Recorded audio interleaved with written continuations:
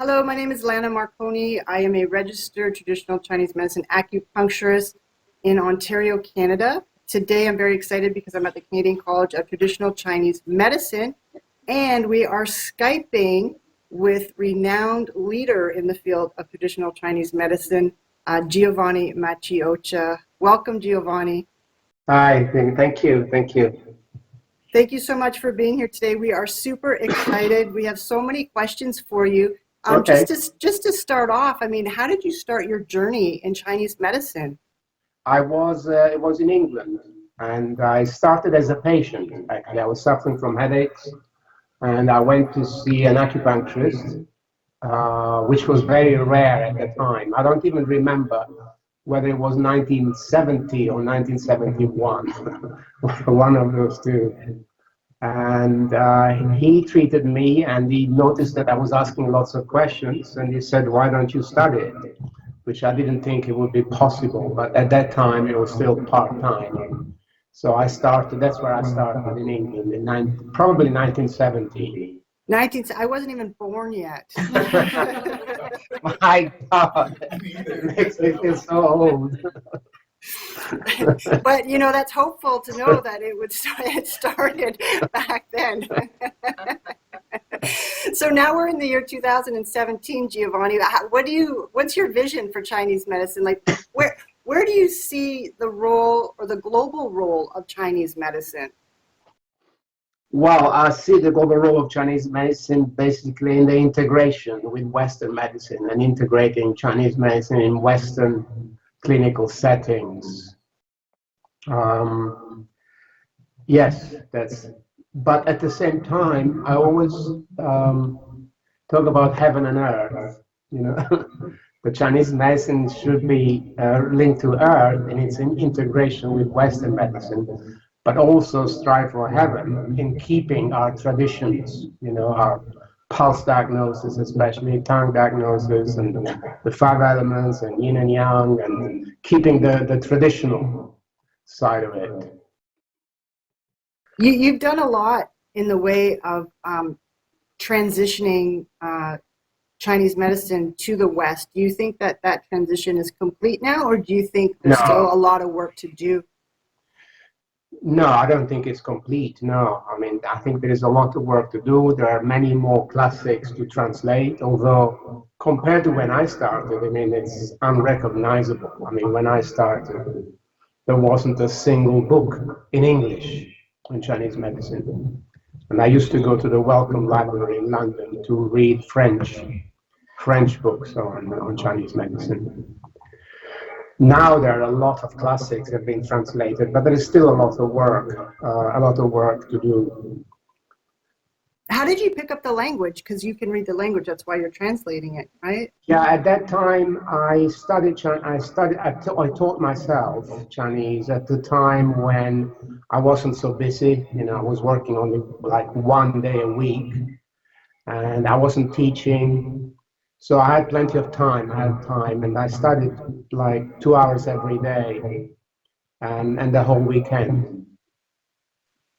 Wow, that's incredible. Well, we've read, I think, all of your books about, 100 times over and over and over. So thank you so much. They definitely helped me to pass the Pan-Canadian exam over here in Canada and become licensed. And you make things very clear so people can Actually, understand. when I wrote the Foundations, which was actually the second book,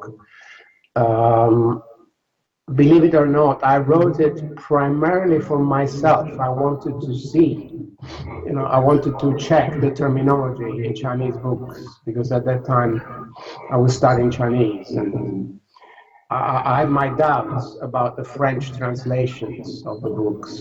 And so I really wanted to clarify for myself the Chinese terminology. And I never set out to write, a book which would then become the standard textbook for most colleges. Yeah, yeah. Well, I never thought that. I never envisaged that.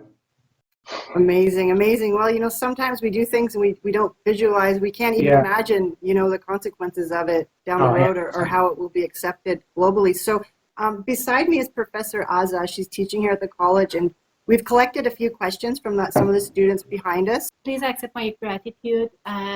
Without your book, we can't be here. Because for ours as English speakers, your book is really, really crucial to go through to the TCM and help us to understand the concept of the Chinese medicine. Then please accept our appreciation for your works. Thank you. And first of all, you. And the second is you prefer the academic part or the academic question first? I don't mind, whatever. Okay. Nowadays, in clinic, we encountered with the patients that has two opposite and complete patterns.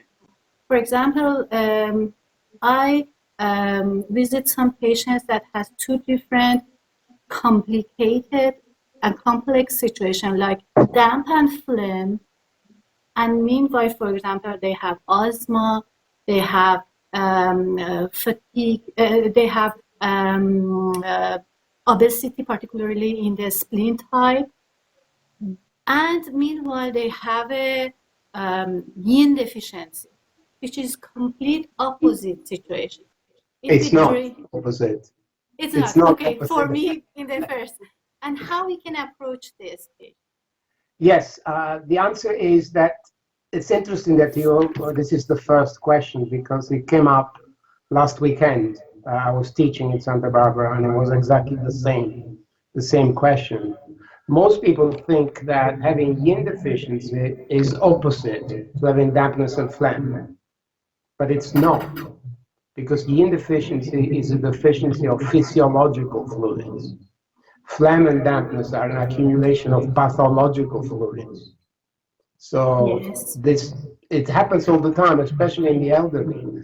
I have dozens, I can show you dozens of tongues that show phlegm because they are swollen, and yin deficiency because they lack the coating.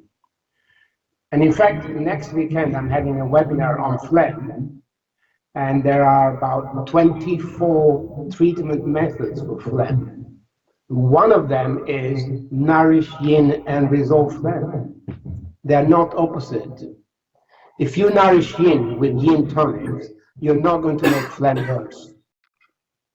And if you resolve phlegm, you're not going to make yin deficiency worse. One is a physiological fluids, the other are pathological fluids. But by the way, most patients are complicated. The first one is correct, but the second one. All right, what else? Okay. The pulse is rapid and they feel cold, for example. Okay, thank you.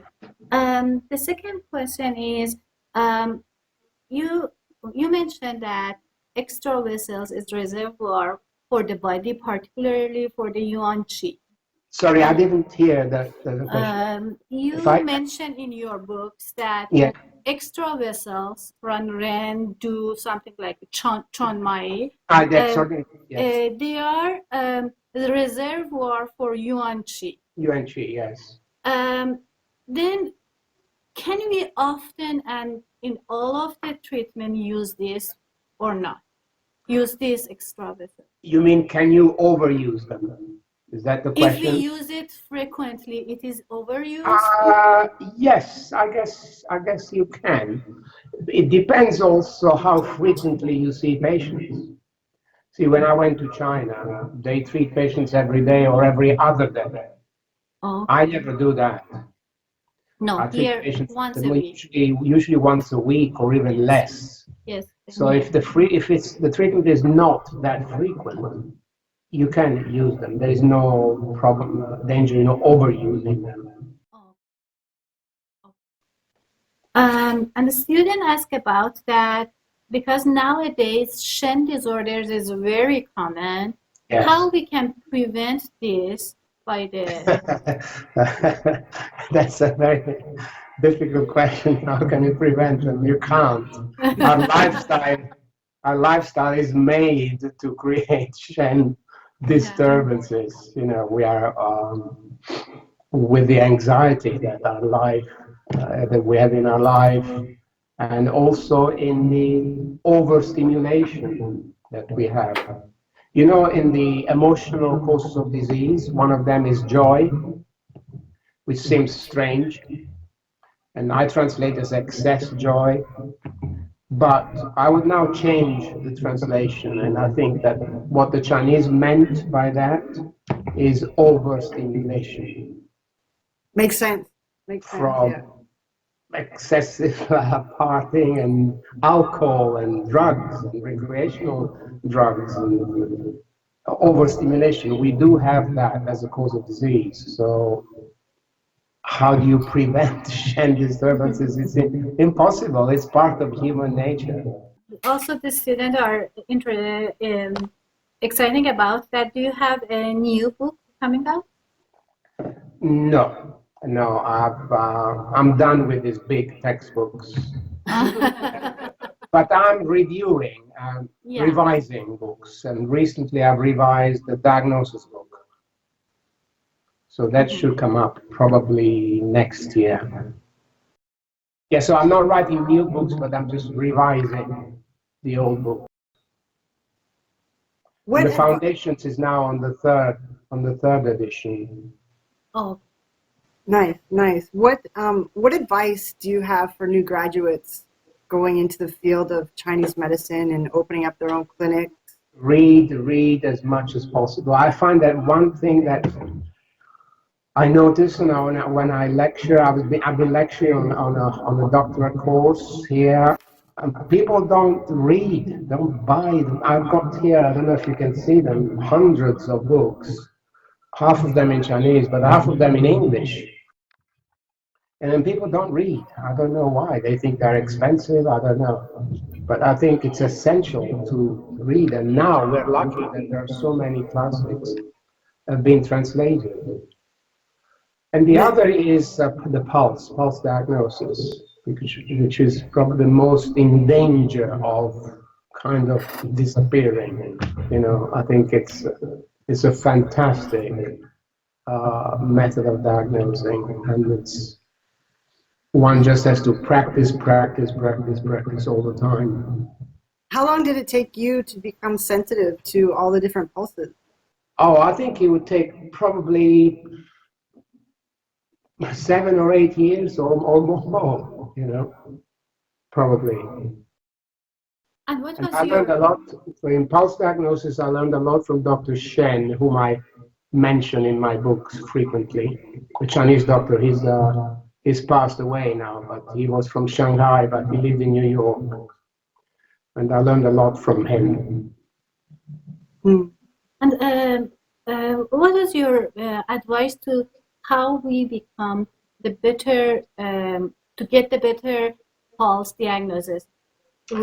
Each Just do it all the time, even if you're on your own without a teacher. For example, you're seeing an old man in his 70s with chronic bronchitis, and he has a lot of phlegm and is coughing up a lot of mucus. His pulse will definitely be slippery. So feel that pulse and kind of imprint it in your brain. And then next time you feel it, think, this is the same as that man there. And that's the same, for example, with a pregnant woman. If you see a woman in an advanced stage of pregnancy, the pulse is slippery, and imprint that in your mind, and like that, even if you don't have a clinical teacher. yeah. Sometimes when I saw patients and an old patient comes back after 7 or 8 years, the patient comes in and I remember his pulse. His pulse was in my brain. Yeah. You just have to practice, and it's not having clinical practice is no excuse.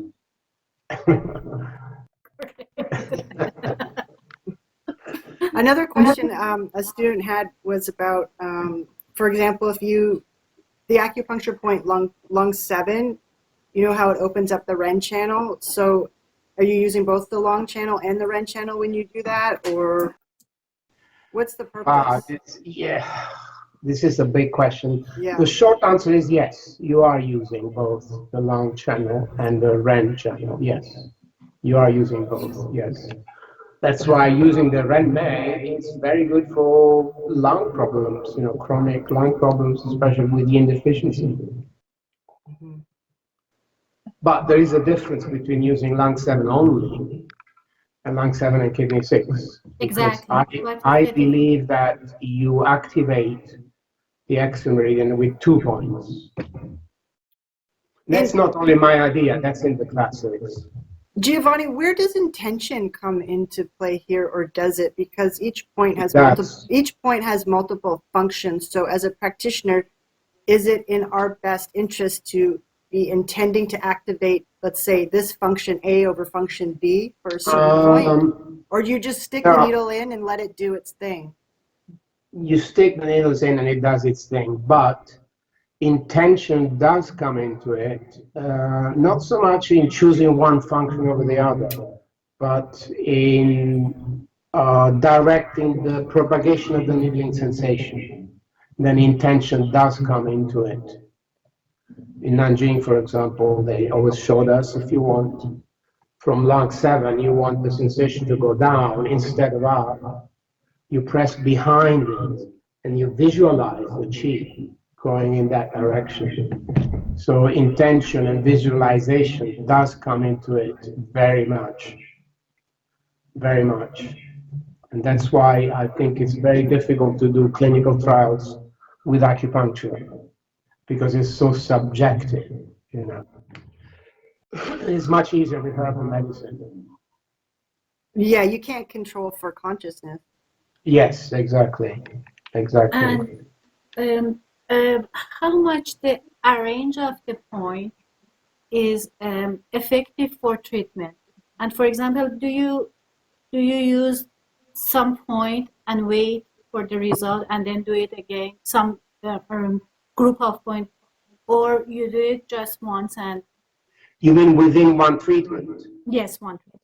No, I just decide on what points I want to do it, and I do them, usually from top to bottom. I put the needles from top to bottom.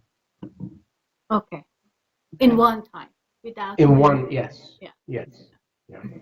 So I'm just going to turn to the students now and see if they have any burning questions before we close here, because I know there's a few minutes left. So anybody? Christian? My main goal in my journey is to become a herbalist, and I wanted to ask you where is the best place to start? Where, you mean in China or in the West? Or? No, like, where's the best place so to much start? knowledge out there. There's so much herbal information, and there's so many herbs. And then there's combining them, there's using them alone. Like, where's the best place to start? Well, first of all, you have to learn the single herbs really, really, really well. Probably more than prescriptions, first of all. And secondly, again, I would look at the classics, for example, especially the Jinghui Yaolue by Zhang Junjing is a fantastic herbal classic, of which there are, I think, at least 3 translations now of the Jinghui Yaolue, and they're all pretty good ones. Just as an example, what I was saying before, and the translation of the classics.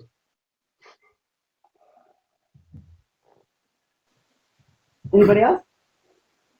What's the most difficult, I guess, pattern and PCM disease that you've ever had to take care of? The most difficult pattern or the most difficult disease? Let's do one of each. Well, the most difficult patterns, I would say, are those from phlegm. Phlegm is difficult to get rid of. If you have chi stagnation, it's very easy to move chi. I would say probably phlegm is the most difficult pathogenic factor to get rid of. As for diseases, there were some diseases which I didn't treat, like, for example, muscular dystrophy, for example, or those neurological diseases that I never had any results with. Although, interestingly, some neurological diseases are found impossible to treat, and others they react very well. For example, I would say especially multiple sclerosis and Parkinson's disease, we can help them. They do react to our treatment, unlike other neurological diseases. Speaking of neurological disease, have you ever tried the 13 ghost points? No, no. They're not specifically for neurological diseases. They're for Shen disturbances. But I've actually never used them. There are a lot of points, and some of them are in the genitals, so I've never used them. And we get great results anyway with Shen disturbances. We get great results with acupuncture and or herbs. If you had a preference over doing acupuncture or prescribing herbs to someone, what would you select? A preference? I don't have a preference. In my practice, I haven't always used both. In the beginning, I only used acupuncture. I studied herbal medicine later. And I nearly always used both. Nearly always used both. Because herbal medicine is great to treat the underlying condition. You know, for example, you have a person comes to you for a pain in the shoulder, a simple B syndrome problem. But you look at the tongue and you feel the pulse and you notice that they've got phlegm. I treat it. I don't ignore it. And I would usually, in this example, treat the phlegm with the herbal medicine and the B syndrome problem with the acupuncture. Yeah. But it's an interesting question because in China they don't use both. People specialize. There are other acupuncturists or herbalists. So with us using both, it's actually a new development in Chinese medicine. One more question, guys. Do you have a preference over using like herbal granular extracts as opposed to using the raw herbs? Yeah, I get this question all the time. I think that granules are 95% as good as raw herbs. And I think that, I know that many people don't agree with that. They say that the raw herbs are the best. They are the best, but I would say granules are 95% as good as the raw herbs. And when someone has to take raw herbs for months and months, you know, I mean, the granules are so much easier, and they do work. They work very well. And I think that the concentrated granules is a great new, as an example of a new development in Chinese medicine. There are some diseases for which raw herbs are better, especially skin diseases. Raw herbs are definitely better than granules. All right, and Azza? Okay, I have a question about the. Always think about the tiangui and the blood. You several times mentioned that tiangui is different from the blood. Yes. And but for example, when the patient comes with the blood deficiency, for sure the menstrual problem have. If the patient has a, for example, amenorrhea or scanty meds, how in the practice we can distinguish and treat each other? Well, basically, I mentioned this in my books. There's the so-called normal blood, right? The blood that nourishes the nails and the eyes. Let's call it the normal blood. And there is tiangui, which is the hormonal aspect of blood. But there is an overlap between the two. They're not separate. They're overlapping. But very briefly, if I want to treat the so-called normal blood, I nourish the liver. If I want to treat tiangui, I tonify the kidneys. That's a huge, huge difference.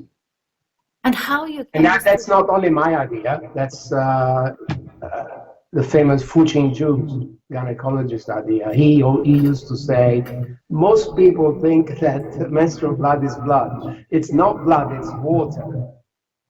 He meant water from the kidneys, kidney water. and you But there's an overlap between the two. You know, if a woman has blurred vision and brittle nails and no periods, that's both the normal blood and the TMB. But very briefly, to nourish the so-called normal blood, I tonify the liver.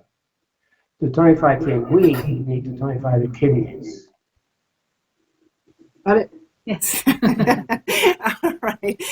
Giovanni, thank you so much for your time. I know it's 1 Okay. o'clock and the time is up for you, and thank you for the half hour. And we just want to say thank you so Hey, much. good luck. Good luck. All the best to you, Yes, Giovanni. Ciao. Thank you. Thank you. Bye-bye. Bye. Thank you. Right.